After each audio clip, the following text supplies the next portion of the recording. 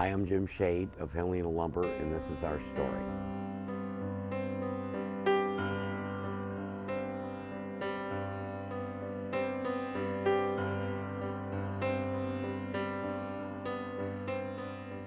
Dad was born in 1918. They said the water froze in the room. There was no doctors back then, so neighbors helped.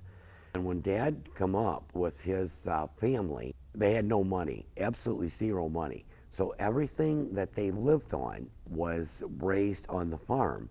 Well, they traded with neighbors, and they had sheep, cattle, and chickens, and they traded for food for the harvesting of the crops.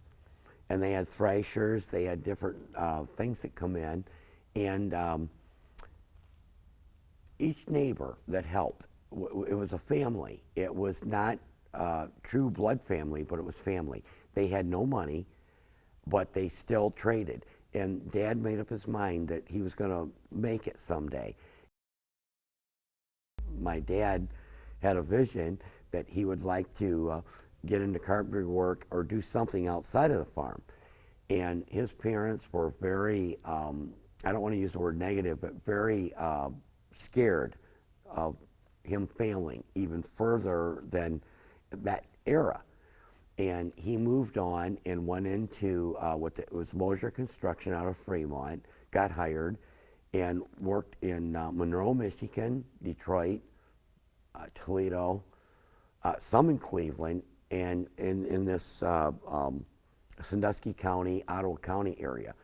And when Dad worked on it, he still had a vision that he had to make something more. And no person or no bank would give him any money. So he reached out on his own and took the chance, and basically said that my word and what I have is what you've got. And it didn't work at first, and because people needed money, and word, no matter how good it was, it just wasn't good enough. And as time moved on, he got some people that believed that this man could make it work, stood behind him, not really with money, but we'll give you just a little bit of material, give just a little of that. As he paid this back, it went to bigger things, and that's how he transpired or moved on to what he did. When he moved out of our facility behind our home, needed a new facility. And there was an old church building in Helena on Route 6, and it was sitting empty. And he wanted to buy it. And at first, the people that owned it said no, they did not want a lumberyard to go into a church facility because of the Christian values. And he said, well, I promise you, if I start up a business, it'll be a good, clean business. That's how they finally sold it to him. Because the day they dropped the bell was the day that Dad really got the business going. And then he expanded and put wings on the building to handle dimensional lumber. And then he also acquired a lot that was an orchard, and took out only the trees, the apple trees that he had to put up his buildings. And there are still trees there to this day, because Dad said, I won't destroy anything, I want the business. And it flourished from there.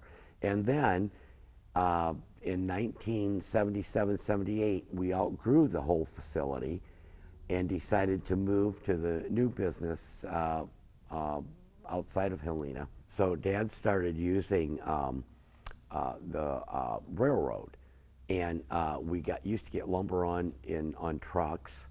And as it started, every railroad car had to be unloaded by hand. And they had what they call a demurrage system, where you had like a day and a half or 2 days to get it off, or the railroad would come back for money.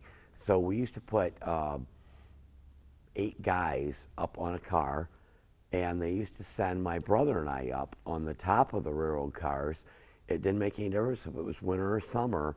You had to lay up there, and one board would come out at a time. When I say board, it 2x4, 2x6, 2x8, or dimensional lumber, or one-by boards would come out.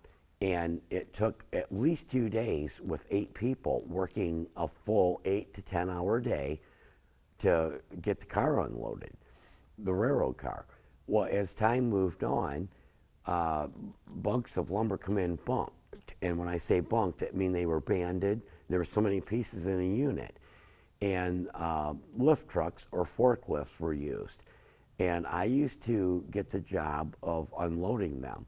And we could unload a railroad car an hour to an hour and 15 minutes, where it used to take 2 days. Well, that helped the business because we could transfer the lumber to our storage facilities and then bring it down on semi-truck beds, where we used to have to do this all by hand. Now everything was done by rail, and it helped the business immensely, and it made things move faster for us. And that was a great part of our business. I still think back on it, one piece at a time or 300 pieces at a time on a forklift. It was unbelievable how it helped our business. We had issues when we first had our business. We had a lot of rural people, and they were extremely well at paying their bills. And Dad was very reluctant to open credit, but he finally did.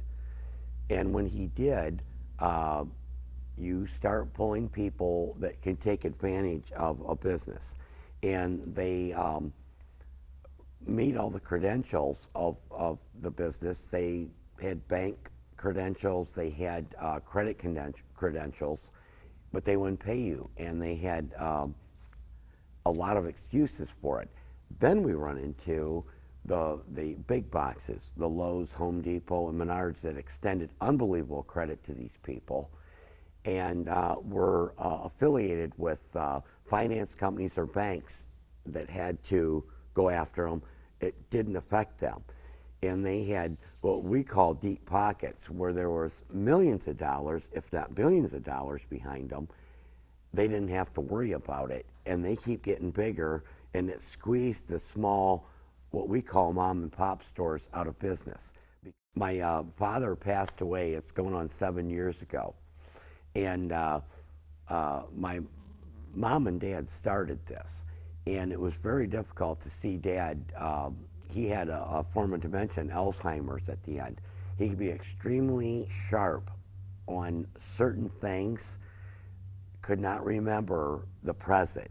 And as time went on, we had caretakers. We had 2, and they looked after my father. And then we had to put him in a nursing home. And Dad always said, "Don't put me in a nursing home. I would rather just drift away." And he never knew he was there. Thank God, he did not know he was there. Dad passed away. And then exactly 11 months later, my mother passed away, and she was as big a part of the business, if not bigger. My dad always said she was bigger than he was. And Mom was, like Dad always said, they were helpers to each other. Not his helper, but it was vice versa. And when Dad passed away, we did not know it at the time, but Mom basically just said, "That's it." And our accountants and lawyers told us this. We did not know. Us children didn't know. And the future of Helena Lumber is storage. And we would love to do mobile home storage and boat storage, especially out of the Cincinnati and Dayton area, because I-75 is connected to State Route 6 up by Bowling Green.